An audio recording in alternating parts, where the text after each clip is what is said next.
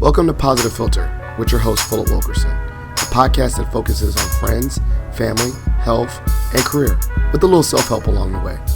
Please join me in this journey for self-improvement, and I hope what I have to share will make you a better person, thus making the world a better place. I hope you enjoy the show. I hope you enjoy the show.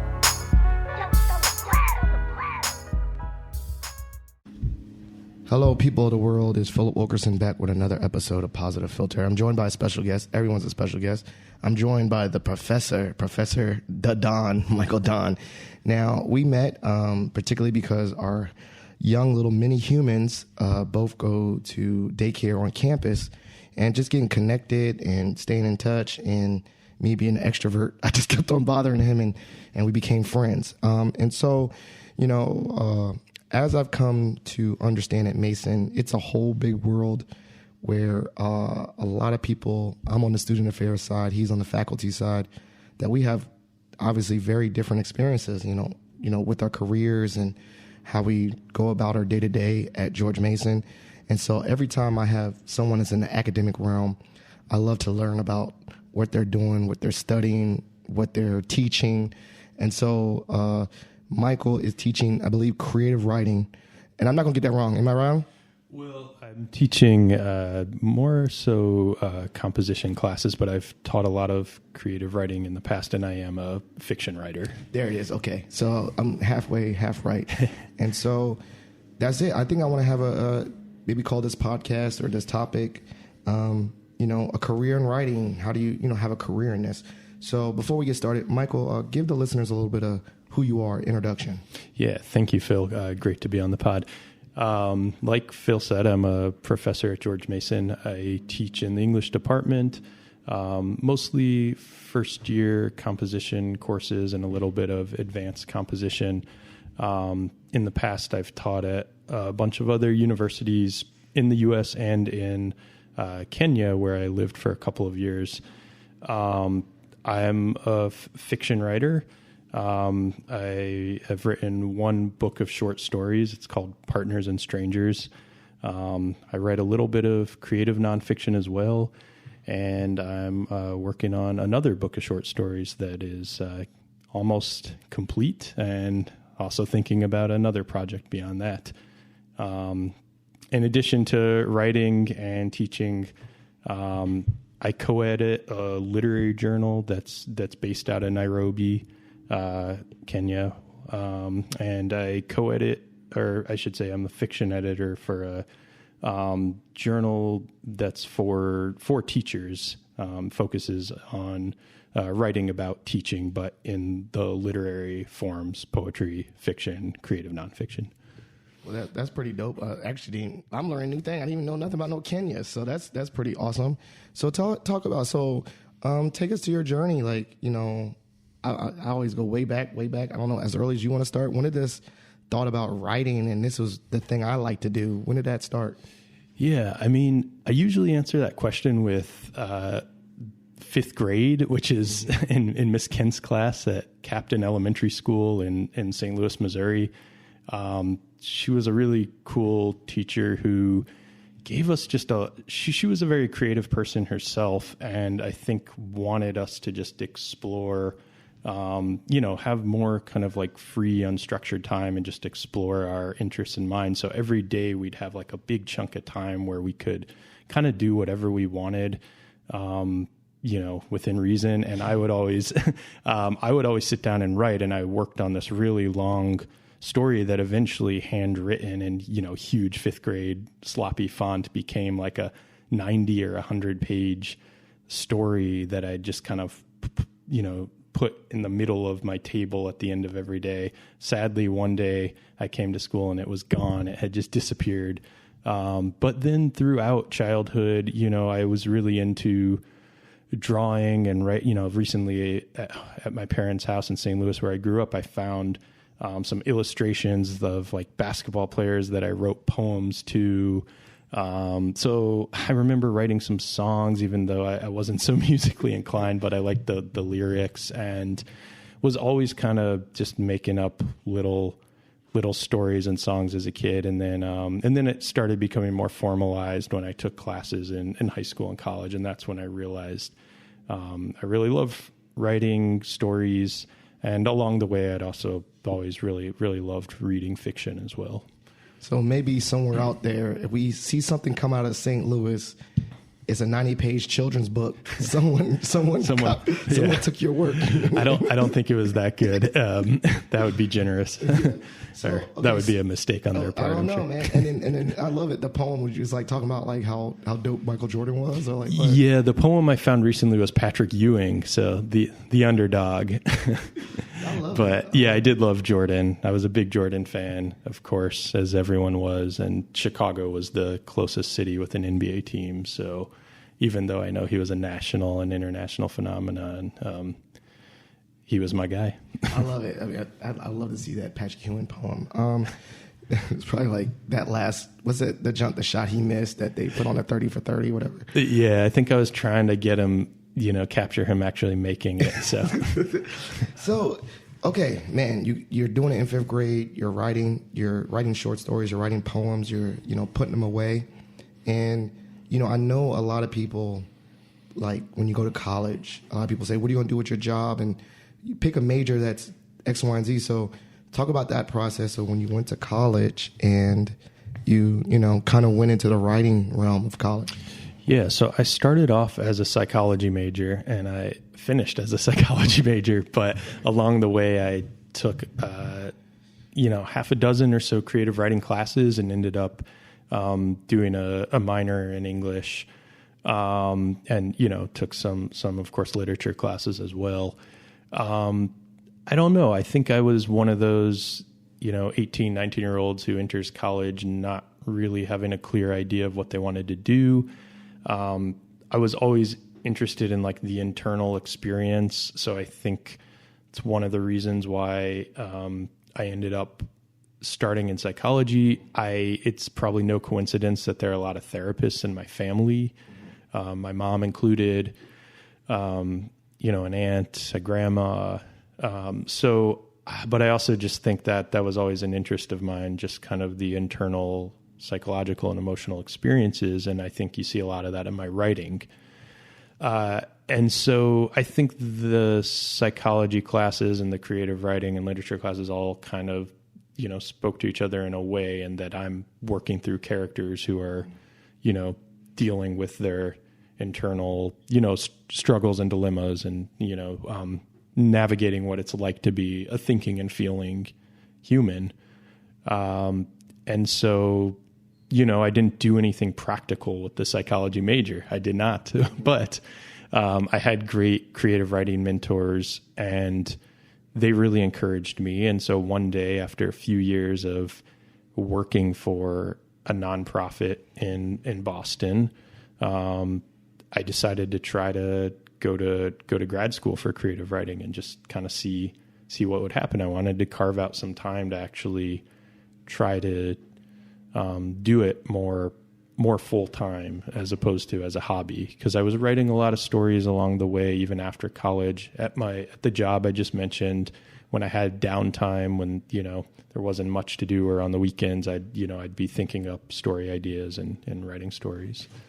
So in the interim before, I love that. So you were working in a nonprofit in Boston. Were you, a lot of people say, and what I've heard a lot is that people have somewhere where they dump their stories. Did you have like a real handwritten book, or you would go home and get on a computer and just save it on the computer? Yeah, I was doing it more so on the computer. I think at the time, I think I had like one of those WordPress blogs that I just kept kind of private and was dumping stuff into there. And then also had some, just Word docs on a computer, and I had some notebooks too. I was a little bit scattered and still kind of am. Like I keep notes to this day. I have notes on my phone. I have notes on my laptop, all in different spaces. I have like 6 notebooks going at any one time, and there's not a lot of method to my madness. You'd think I'd be like a really messy person, but I like love physical spaces being tidy. But for whatever reason with the like creative work, I'm messy there. And then I'm kind of tidy with like my car. I mean, never mind the kids, but, you know, my room, again, never mind the kids, but yeah. So I'm just going to go on a limb and make assumptions that to get into grad school, you had to submit your best work or writing. Was that hard to like say like you're like, all right, you want to be a writer, pick 3 things to share with us or something? Like, how'd you do that? I think it's really hard, and I think it's also just such a crapshoot because when you're researching grad programs, it's very easy to look at who the faculty are and make assumptions like, oh, this person, you know, writes about this, and I have a story that's also about that, so I should send it there. And it's like, well, 1, that person may not be on the committee and may never read your story. 2, it may backfire. They may decide, hey, this is my lane or whatever. So, I mean, I think it's like the wisdom is always just submit like your best work, submit what you feel most excited about. And I was fortunate enough at the time to have a couple mentors in Boston from college who were still reading my work, and they really helped me have some clarity as to which were my best stories, you know, which ones were kind of ringing true versus those that might have been more contrived, you know, ones that I was kind of forcing versus the ones that just kind of, you know, felt more honest. And so when I got to actually applying, I felt like I had a pretty good sense of, and I could feel it in my heart as well, but it was nice to have, you know, established writers say like, yeah, these are really hitting home. Like these characters are complex and not just, you know, stereotypes. Yeah. So then when you got into grad school, you know, I'll share personally my experience, and I got a history degree. And then when I was in counseling, I got my master's in counseling. I remember specifically doing that little, hello, my name is Philip. You know, my undergrad was in this. And I had someone in my class say, why are you here? Like, I was like, because everyone else was like answering like, hi, my name is this. I studied psychology in undergrad. I studied social work in undergrad. Everyone went through some helping profession. I was like, hi, my name is Philip. I studied history. And so I was like, that was like 2 cents. And then now I'm like, you know, in hindsight, I would have probably defended myself and say, I can come from any discipline, don't matter. I want to help people, so whatever. But, you know, you don't say that when you're like insecure or whatever. So what about the environment and creative writing? Was it mostly like English, creative writing, English, and then like, hi, psychology, or was it very cross-disciplinary? It was pretty diverse in that way. I remember there were engineers, there were, you know, I think, you know, I want to say there was someone who was like in biology or something. I may be misremembering that. But yeah, I think maybe a third to half had studied English, and then another half to 2/3 came from other disciplines. So that part was not so intimidating to me. I felt like, you know, people definitely were coming from different backgrounds, and just having taken, you know, so many creative writing workshops in college made me feel like I kind of understood the format. Mm-hmm. You know, the graduate level classes were smaller, but it was kind of a similar deal, similar format. Gotcha. So as you neared grad school graduation, was that when the trajectory of becoming an academic and teaching it came in the realm? Or I'm just curious, like, for that, you know, MA, is it MA, right? It's an MFA. MFA, yeah. Like, you know, where were people going? Like, when they graduated, where did people go? Like, was it majority like that academic? That's a great question. It would be impossible for me to necessarily give like percentages, but no. I had like some peers, colleagues went on to teach. There's another one like went on to do some copy editing. Or a few did that. You know, I think people went on to get degrees in social work, you know, other degrees. And, you know, so there's a whole, I think there was really, others went on to do PhDs, truly a whole range. Others started their own, you know, small businesses. Advertising? People go to advertising? Like advertising? I'm sure some did. My program was so small that, it wasn't even that many. My sample is very small. We know after this, what we're gonna do. We're gonna do a informal study. We're gonna stalk them. We're gonna stalk them on LinkedIn and see where they went. Because I'm very curious. But for you then, so now we got our sample, everyone going to different places. Then how did, tighten it for you then? So part of my graduate school program, everyone was funded through teaching assistantships and other kinds of assistantships, but everyone taught a lot. It was a 3-year program and everyone taught a lot, usually 2 classes a semester. And I went to grad school thinking that I might like teaching, but I was going for the writing, and I ended up liking it a lot. And I got to teach a range of classes, business and technical writing. I taught creative writing workshops, and I really liked it and wanted to continue. I moved to Kenya immediately after graduating the program, and I had no idea what opportunities would be there for me.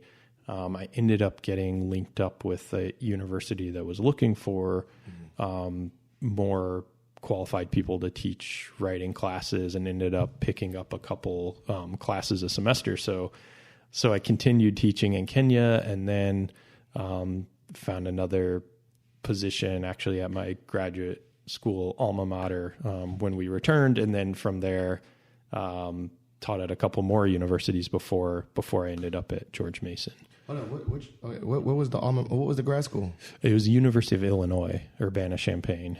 So from St. Louis to that, was that close to home too? Or? Yeah, it's the closest I've lived home since leaving at 18. So my record was 2 hours and 38 minutes with no stops. Yeah. That's driving 74 miles per hour in a 70 mile per hour zone, because I don't like to speed too much. I'm just kind of slow and steady. Yeah. So 238 is my PR personal record, is you're running the runners. The track and field. Track people know that. Audience will know that. Yeah. So when did you meet Sophia? Oh, so we met at the, she was working at the nonprofit in Boston. It's called Facing History and Ourselves. It's an educational nonprofit that kind of supports middle school and high school teachers to teach about like social justice, human rights, things like that. Yeah, that's her. I know that's her wheelhouse. Gotcha. Yeah, so she was there already, we met on the job. I'm also making an assumption. Then you had a long distance relationship in Kenya. No, so we went to Kenya together. So that's where her research is based, actually. And so she had a couple of grants to do research there, and we had just gotten married. So it's good, y'all right together. Before we went. Yeah, I was about to say, dang, you was solo in Kenya. You was with someone. In Kenya. No, Gotcha. we were together. So I went because of her work, because of her research. Gotcha. Now, I think we were brainstorming ideas, and so I'm gonna jump, totally pivot, right? And I think the thing we started talking about before we even started doing this podcast was like, we're both creative people. You like to creative write, I like to podcast, but now we got kids, and as you can see, we're doing it. We fit in time when we can fit time in. I'm recording when I can. Sometimes I record at night. I try to squeeze this creative endeavor that I don't get paid for into my life. Can you fast forward, like, how have you been able to keep up with your creativity in the space of all these things? Because you just said earlier that you're on a newer project. Take us through that, the creative project and family life. Yeah. So, I mean, first off, I think it's just, as it's changes your life profoundly. I mean, I'm trying to figure life, I guess, because it's a catch-all. Like, it's not just one thing. It's just changes your life profoundly, and it certainly changes like the structure of your day, for example, profoundly. So I think that one thing I've noticed, thinking about this issue, is just that I've gone from working with like big chunks of time to just figuring out how to use, shorter periods of time. I mean, just like working with like this compression of time. And being kind of okay with that, like just deciding like, here's a 45-minute window to write. You don't have a 3-hour window anymore, and that's okay.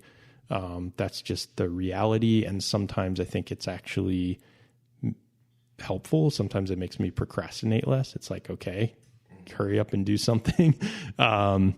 And takes a little bit of pressure off too. Sometimes it's like, okay, I don't need to work on this project for 3 hours. I can just try to be productive for 45 minutes. And then like, I have all these other things I have to do.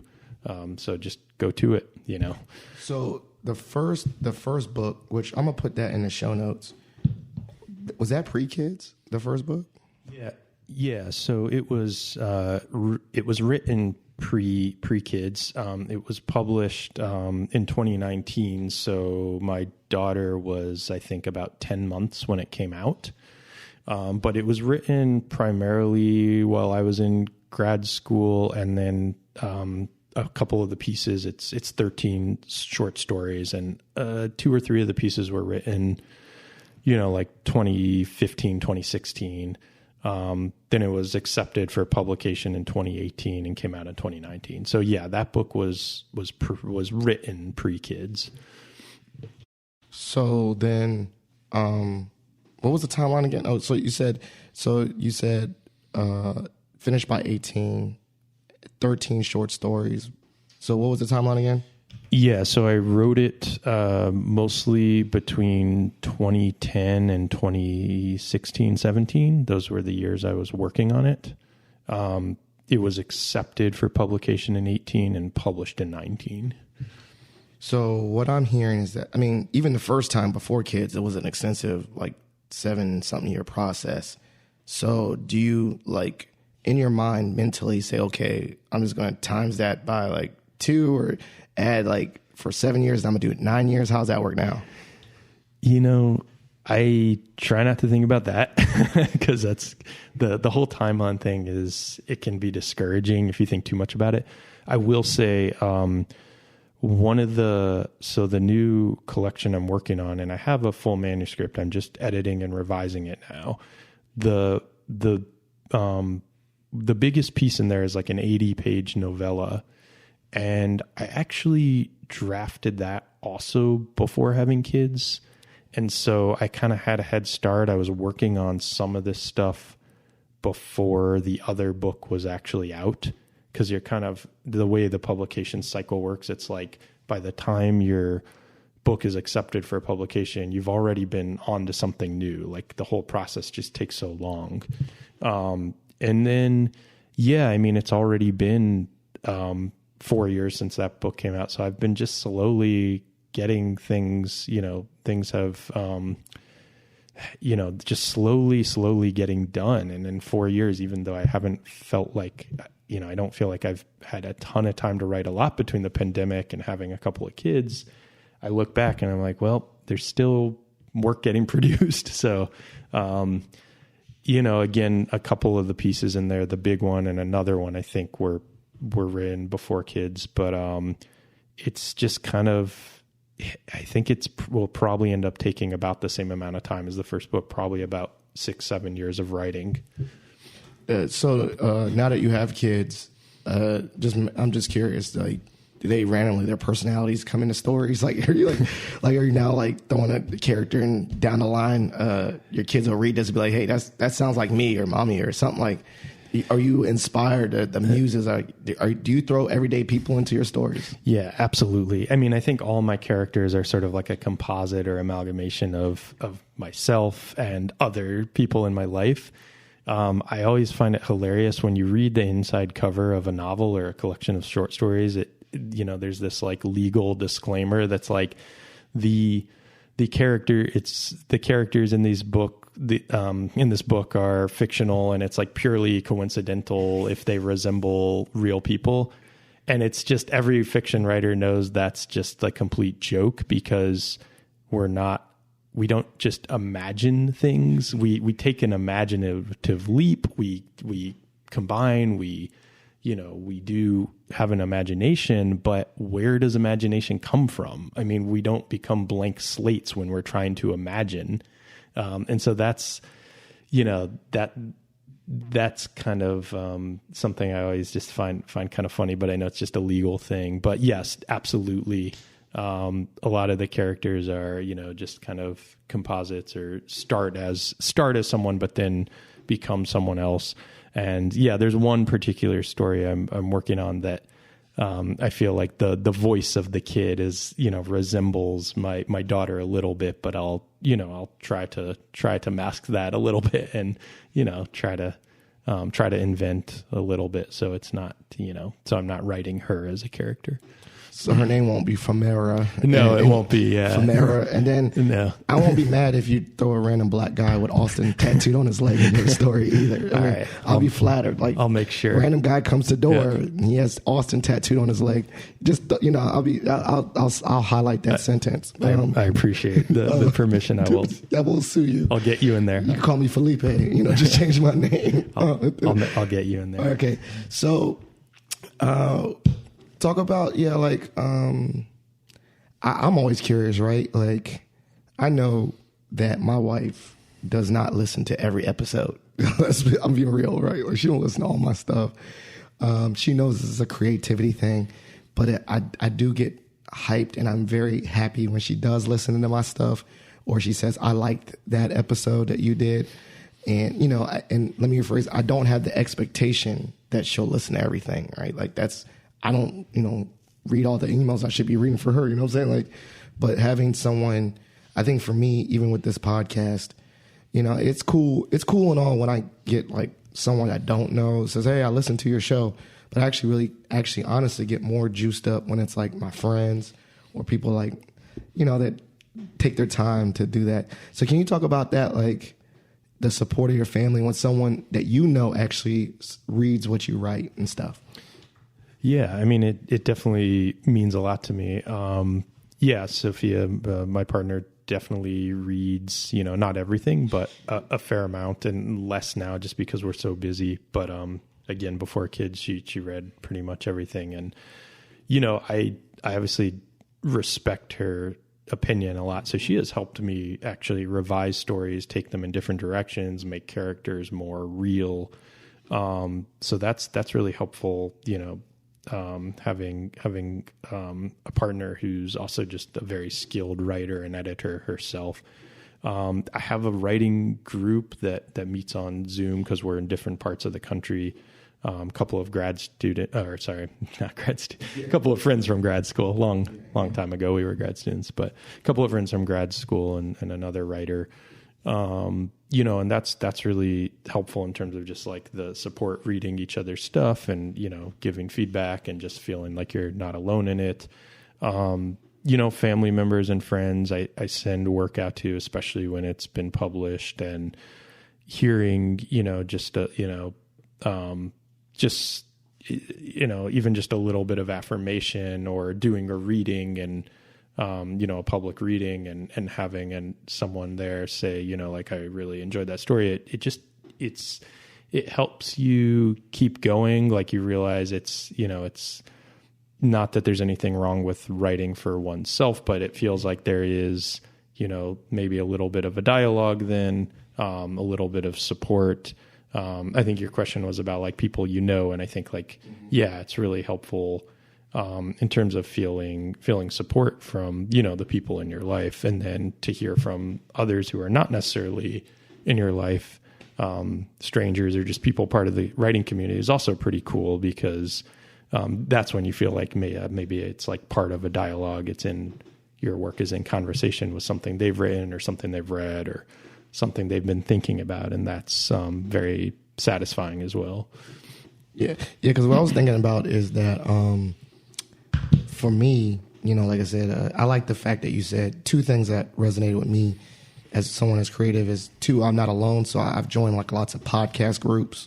So I get tips from other people. So that's always been helpful, just collaborating with other people. And then I think the other thing that you said too that resonated with me was conversation. Because I never thought about it. Like most times when I was doing this podcast, I was just throwing things out into the ethos, right? Just like I create something, it goes out there. I don't know what's going to do, but it's out there. But it does feel like, you're throwing like a message in a bottle. And then when someone comes back and says, "Oh, I read that," or "I listened to that," it's like someone got your message that's out there in the digital space, and then it starts a new conversation like that, like that random message that you floated out there. And so I like that part where it says it sparks a random dialogue that you never thought about. Yeah, I really like that message in the bottle metaphor. I think I'll keep that in mind as I'm throwing stuff out into the universe. Yeah, the message in the bottle with the black man with Austin tattooed on his leg. All right. Maybe you can make a story where a guy fell off a boat. Yeah. He was trying to get back to Austin. I'm about to create a story right now. I was going to say, maybe you could write I got a story. This story right now I got going in my head. It's got Patrick Ewing. It's got Patrick Ewing, me, a boat. I'm already started, man. I'll send you. It'll be 2 paragraphs. Well, there's a lot of 2-paragraph stories now. Flash fiction is very popular. So okay, I'm not joking. See, I'm learning something new. What's that? What's flash fiction? So flash fiction is, people define it differently depending on who you ask. A lot of times, like literary journals, a lot of them will say like 1,000 words or less, which is like 3 pages, or some define it as 500 words or less. But the idea is just like a compressed story, like a very short story. Do you read it out loud, or like? I can see like that compressed story being that one of those like a new thing I've seen. Instead of like slam poetry, people are doing like they're trying to become professional storytellers. Sure. Where they tell the story. I could see someone writing that and then delivering that really quick story. Yeah, and a lot of like in the literary scene, a lot of reading series like bars and cafes or whatever, they like to keep readers their reading times down, because like people don't have a lot of attention span for hearing a 30-minute story. So yeah, I've noticed definitely a lot of flash fiction being read at readings. Okay, so you might have tapped into some. I might throw in some random stories out there in flash fiction, in the flash fiction world. So going back to the creative process, kids, family, inspiration, you talked a little bit about the discouragement. So what are some things that have been discouraging during this process? And then what ways have you addressed that discouragement? Yeah, that's a good question. As a writer, it's cliched to say, but I'll say it anyways. Like 99% of the time, it's rejection. I've published a book. I've published, dozens of stories and essays, but I've also been rejected like hundreds and hundreds of times. So there's that side of it that is, can be discouraging. I think I've developed a pretty thick skin over time, and have realized, like, as an editor also, that you can't take it personally. It's a numbers game. It's a fit. It's about fit, and it's about persistence. It's about just continue to try. If you believe in your work, just keep working on it, keep making it better, keep sending it out, keep sharing it with fellow writers, etc.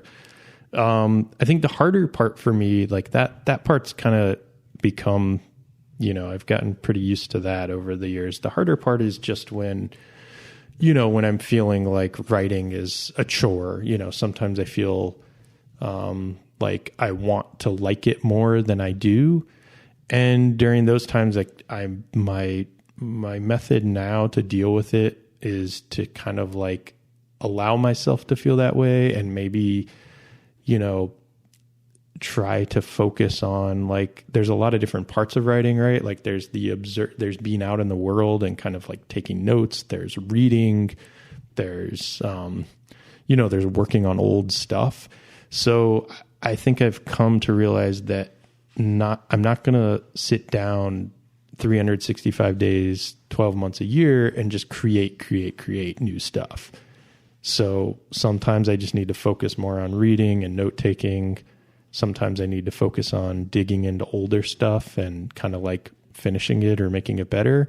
And then sometimes, which is the most exciting part, you really do sit down and create something new. And that's when, I think that's like the part that gets me most excited. Although when I get into an old story and I'm able to revise it and make it better, that's exciting too. But, I think it's just important to realize that will come when it comes, and you don't need to sit down and write, 5 to 10 new pages every day. That's not what being a writer has to be. There's a lot of different parts of it.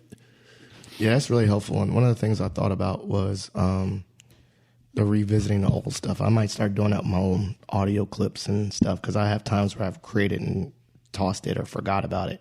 One thing I thought that I want to bring up is now you are working at Mason, right? And you're teaching the youth, right? Do you ever see like one person in your classes where you're like, okay, I know that that's the young Michael that they want to actually pursue writing full time? They come to you for mentorship. Have you seen yourself on the other end now guiding the new writer? Like, not everyone wants to be a writer, but have you seen or identified some that come to you and say, yeah, I really want to be a writer, and they've asked you for advice?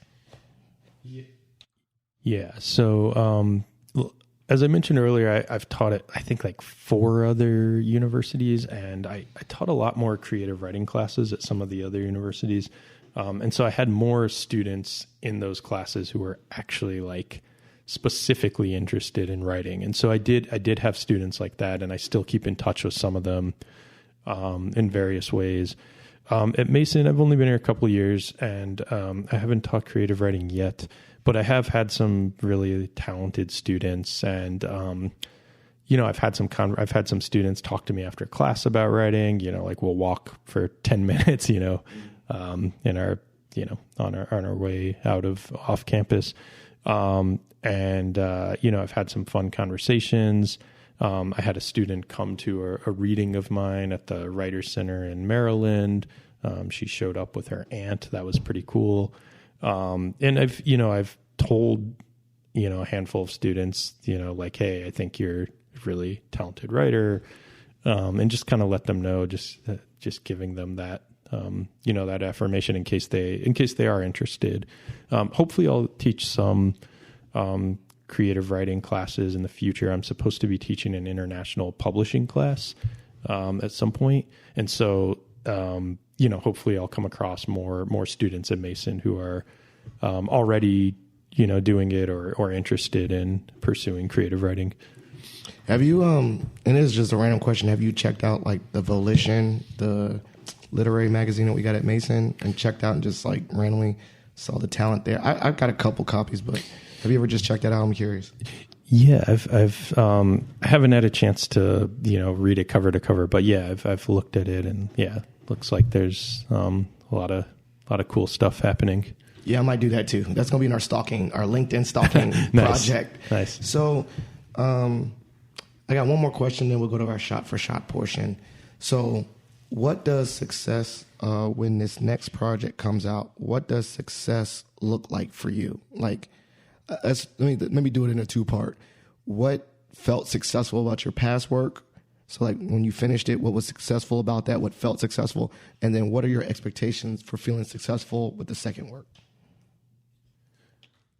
Yeah, so I think with the last project, I think I had a lot of different stories that could have been in that book, and I think I'm very happy with and sort of proud of how I trimmed it down to like a slimmer, kind of punchier book that I think, each story is, similar in quality. Like I feel like it's, it reads and the stories are kind of speaking to each other in different ways.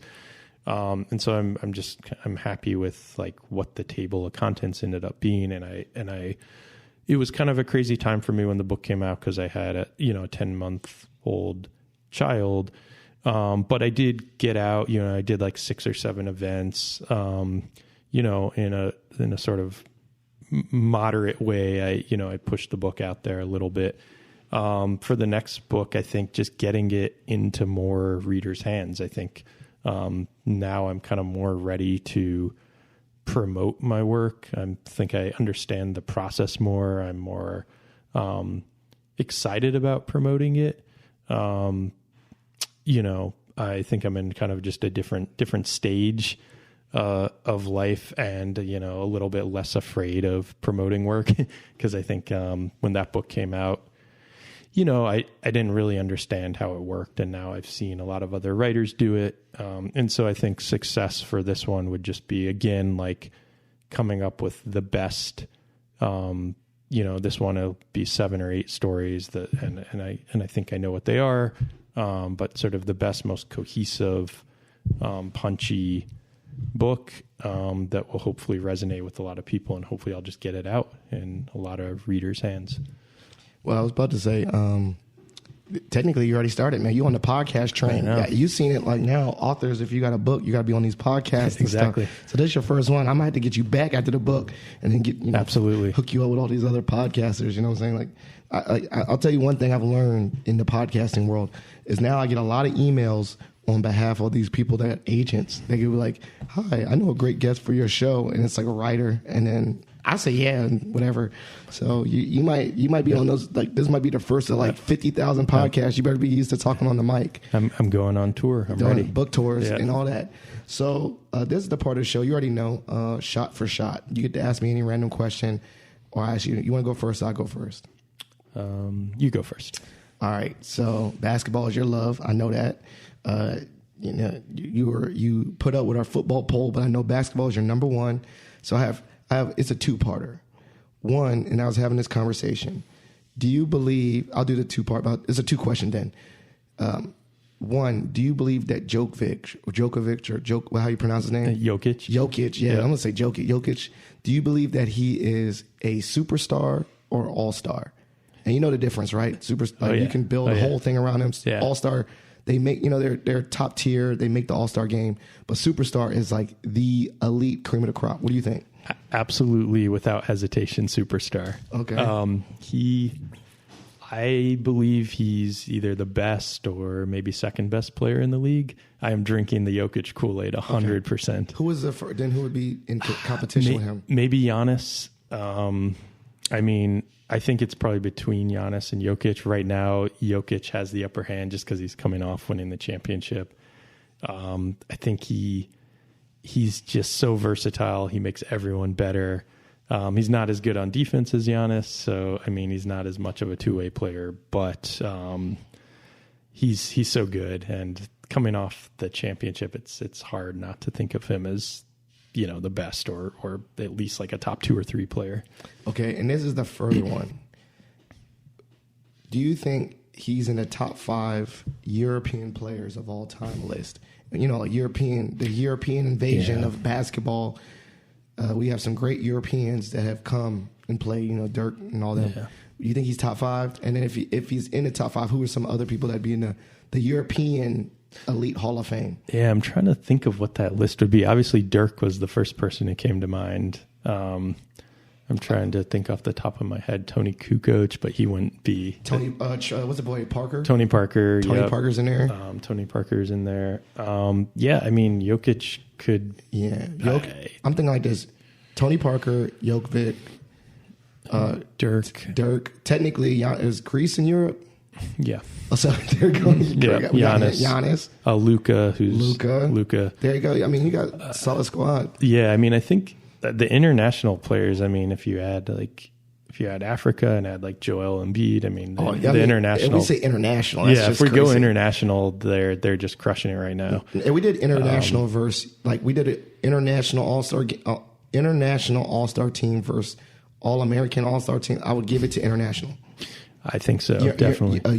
International 5 versus American 5. Yep. I give it to international. I would too. I absolutely would. And if you look at the MVP voting from like this past year and the past couple of years, you have Giannis, Jokic, and Embiid all top 3 like the last few years. And then you have Doncic as well, Luka. Yeah. So I think he's absolutely a top 5 international player. Dirk is probably, I don't know, there's probably a debate between Dirk and Jokic, and also like Jokic is like mid-career, and so you have to see what happens. Yeah, Dirk. I used to play with him all the time in NBA 2K. Oh yeah, and you could just shoot anywhere with Dirk. Yeah. No, he was incredible, and I'm glad he got his championship at the end. Yeah. All right, what's your question for me? All right, can I stay on the basketball topic? Whatever you want. All right. Now that we're here, so who was your like? You can't say Michael Jordan, but after that, who was like your favorite 90s? Oh, no, I definitely can tell you that without Jordan. Who were your favorite 90s basketball players, since I loved the 90s NBA? Okay, so this is a great question. One, I got to find it somewhere, maybe it's still at my dad's house. I used to have NBA Jam I did VHS. Too. Oh, okay. Where it was the NBA, the VHS tapes. Yeah. Well, the NBA Jam video game. I'm talking about the NBA Jam. It was like, It would start off with like Ahmad Rashad, and then with just a music video with dunking, right? I loved Ahmad Rashad inside NBA stuff Saturday morning. Yeah. And all it was like Sean Kemp, like just dunking on people. So I'll tell you a couple people in regards to different things. So my all-around favorite player that I was always jazzed about, had his jersey, loved him so much, was Grant Hill. Then he got hurt, but for me, I was like Grant Hill. Like, he was the second coming. And I think a lot of people would agree that if he didn't get hurt, his career would have been just crazy, right? Like, and when I had his Pistons jersey, I love Grant Hill. One of my favorite dunkers, that's kind of hard to say. Vince Young was amazing, but one of my favorite dunkers in actuality, was Sean Kemp. Like, jumping out the gym. And I watch videos now, and I think that's all he did. I don't really see him shooting. He could shoot. I'd say he had a little bit of jumper, but he really was that. So Grant Hill was my favorite all around. Sean Kemp. And then my favorite shooter just to watch shoot was Reggie Miller. I loved Reggie Miller. And I can't shoot for a lick, but talking about just someone that could just shoot from anywhere and was just awesome. There was a lot of players in the 90s that I rocked with besides Jordan that were like where they had the jerseys. I think the jerseys, I had Grandmama, anyone from the Hornets gear was the best colors. Yep. So even if you don't like the Hornets, everyone had the Hornets jacket. Muggsy Bogues. Oh, yeah. So honestly, you really just made me feel real nostalgic. I think 90s basketball was the peak, I can't imagine those people with social media and all that now, but they had everyone's attention. They had shoes. They had that high tops. Yeah, that was probably the best era of basketball. Yeah, no doubt. I never do a shot for shot bet, but who is your 90s person? I loved, the list is so long. I have to throw Dikembe Mutombo on there in part because I met him. So I had this picture with him where I think I'm in 6th grade and, I'm like up to his knees. Obviously that's an exaggeration, but so I'll throw him in just because I met him. I liked Chris Webber because we share a birthday and he went to Michigan, and for a while I kind of liked that team. That's a squad. Yeah, I liked Pippen, of course. If Jordan's off limits. Yeah. But yeah, so many everyone. I also liked those Hornets players. I liked Penny Hardaway and Barkley was fun and still is fun as a commentator. So then maybe sometime when I fix my attic, because the stairs are broke, I had to show you all my 90s. I have my cards still. Oh yeah, I kept all my basketball cards. So this has been great. This has been a great time having you on the podcast. As you know, you're a very loyal listener. You know what time it is. It's called Shout Outs and Plugs. So put all this in the show notes, your other book, your new book, whatever, and all the ways that the listeners can engage and follow up with you. So stage is shout outs and plug. Yeah, thank you. And thanks so much for having me. This was so much fun. So my website is michaeldon.net. So my first name, Michael, last name, Don, D-O-N.net. You can find my book there, which is Partners and Strangers. You can also find it everywhere where you can find books. You can order it online pretty much everywhere. On Twitter, where a lot of the writers hang out, but they're kind of, some are leaving. It's at Michael L. Don. And I think I have an Instagram account, but I don't know what it is. So Excellent. Perfect. Well, thank you so much, Mike, for being on the show. Positive Filter listeners, as you know, every episode is dedicated in the memory of my late father-in-law, Jeff Kirsch. So please consider donating to the Jeff Kirsch Anti-Hunger Fund, which I put in the show notes of every episode. Please share, like, subscribe. That all helps elevate the podcast. I cannot do this without my listeners and everyone that supports it. So thank you so much, and have a good day, and we're out. Thank you for listening to Positive Filter, a podcast that focuses on family, friends, career, with a little self-help along the way. If you enjoyed this podcast, please share it with your family and friends, and like the Facebook page, Spreading Positivity of Movement. Thanks for listening.